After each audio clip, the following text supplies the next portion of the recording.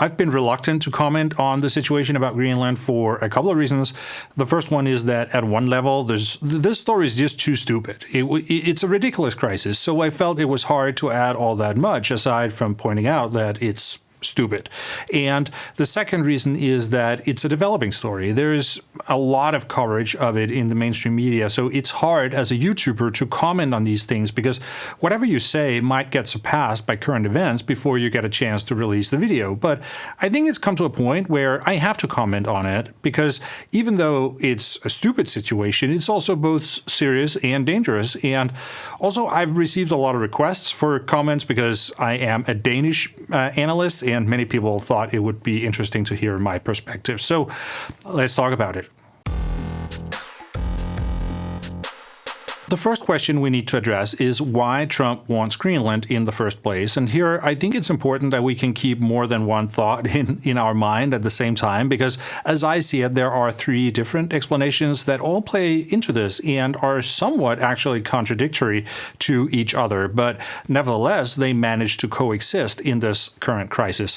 The first reason is strategic. It's that Trump wants Greenland because it aligns with his strategic vision for what's best for the United States. It's based on clearly defined strategies such as the recently released National Security Strategy, which emphasizes how the United States needs to dominate the Western Hemisphere and basically remove all foreign powers from North and South America. So in line with this strategic vision, it's necessary for the United States to get rid of Denmark, which is an overseas European power, from the continent of North America. And therefore, it's necessary for the United States to pull Greenland away from Denmark. And since they don't see Greenland as having a powerful enough population base that is that makes it sustainable as an independent country that can defend itself and be a strong partner of the United States, then they need to take control of Greenland so they can keep Russia and China away. And ownership in that sense is then about ensuring that the United States will control this territory and not some overseas European power such as Denmark. There are two dimensions to this question of control over Greenland. One is about military security, and that's what Trump often mentions when he talks about how the United States needs Greenland for his Golden Dome missile defense project.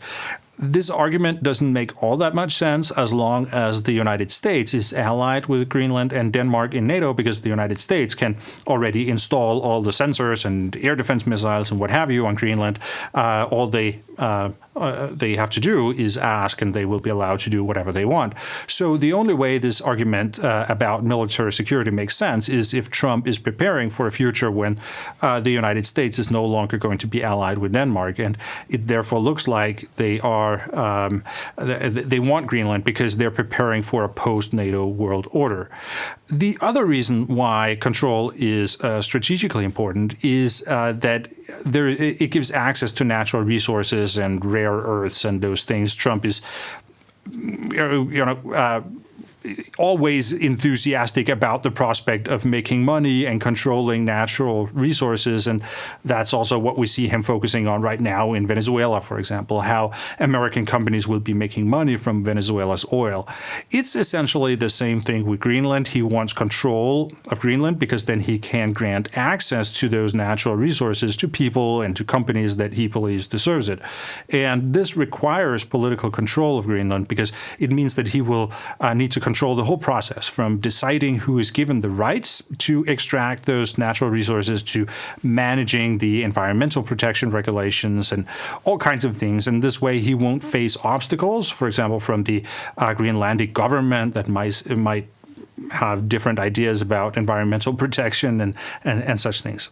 So that is the sort of strategic idea behind this. This part of Donald Trump's desire to control Greenland is then rooted in a clear strategy that is larger than Donald Trump himself. It's a vision of a role for the United States as a great power that has support in at least parts of the MAGA movement and has been formalized as officially stated policy.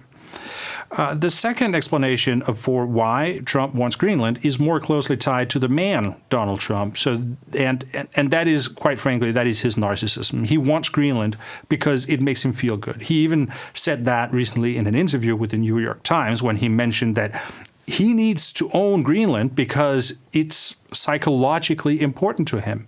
So, and these two perspectives are not mutually exclusive. On the one hand, there is strategy, and on the other hand, there's also just because Donald Trump psychologically wants it. And these two explanations can coexist. But I think it's important to have a discussion about how Trump's narcissism influences U.S. foreign policy. And we also need a broader discussion about what narcissism is, because many people don't know that. And we need to have a better idea of how it expresses itself. I'm going to link to a video by Vlad Vexler. I'm going to put it in the video description. And he delves more into this question, and I think it's a really good video. But Vlad's essential point is that narcissists tend to group people into two categories. There is one category of people that they idolize and from whom they get narcissistic supply by being seen as part of a group with those people. So that's, for example, that's how Trump deals with Putin. He idolizes Putin and he gets narcissistic supply from obtaining Putin's approval. And then there's the other group of people that the narcissists consider basically nobodies, and the narcissistic supply comes from essentially sadistic behavior towards those people and the desire to be feared by this group of people being seen as strong and dangerous. And this is how Trump views Western European countries.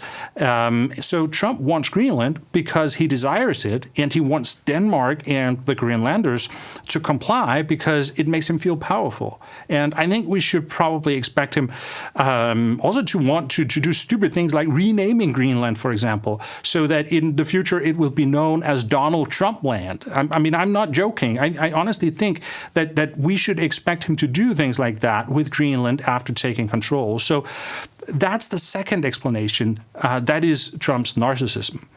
The third explanation is incompetence.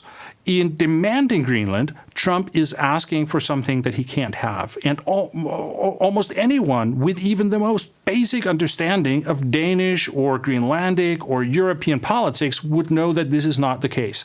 But Donald Trump doesn't know that. And therefore, he has set himself up for inevitable failure, right? This is a battle he can't win. No amount of threats or bullying will make the Danes or the Greenlanders agree to an American acquisition of Greenland. And right now he's talking about tariffs. Tariffs will clearly not work, but he could be threatening nuclear weapons against Copenhagen, and it still would not change anything. The answer would still remain the same. So there are many levels in this incompetence regarding this issue. The first is the lack of understanding of how Denmark and Greenland function. Greenland is today not a Danish colony. That was the case a long time ago, but today Greenland is its own country within the Kingdom of Denmark. And there are 3 countries in the Kingdom of Denmark. That's Denmark, that's the Faroe Islands, and it's Greenland. So it works more or less the same way as the British Commonwealth. Trump is asking, when Trump asks Denmark to sell Greenland, it's kind of the same as if he asked the British to sell Australia or Canada for that matter, right? It's absurd because it's not doable, but that's what he's asking. Another level of incompetence is that he does not understand how Europe works. He does not understand that starting a tariff war against the European Union is probably not going to turn out well for the United States. And putting sanctions on individual European countries is going to lead to a collective response from the entirety of the European Union, because that's what the tariff union is about. And expecting the European Union not to do that in this case is essentially the same as asking the European Union to commit suicide. Like, that would be the consequence of Europe not standing together in questions like that. And it's the same with NATO, of course, because forcing Denmark to cede Greenland would mean the end of NATO. It would not only destroy NATO as we know it, but it would also destroy the idea of other NATO countries continuing to work together to protect Europe against Russia after the United States potentially has withdrawn from the alliance. That is the direction things are going, right? So when Donald Trump expects European countries to put pressure on Denmark to give him Greenland, he is essentially asking them to sacrifice not only NATO, but also the European Union and the future security of their own continent. So that's just not going to happen. So Donald Trump has here picked a fight where there is no room for him to achieve what he wants through any kind of compromise or coercion. There are only two possible outcomes from the current crisis. Either Donald Trump gives up and he stops talking about Greenland, or he goes through with a military invasion, because nothing short of a military invasion will get him what he's asking for.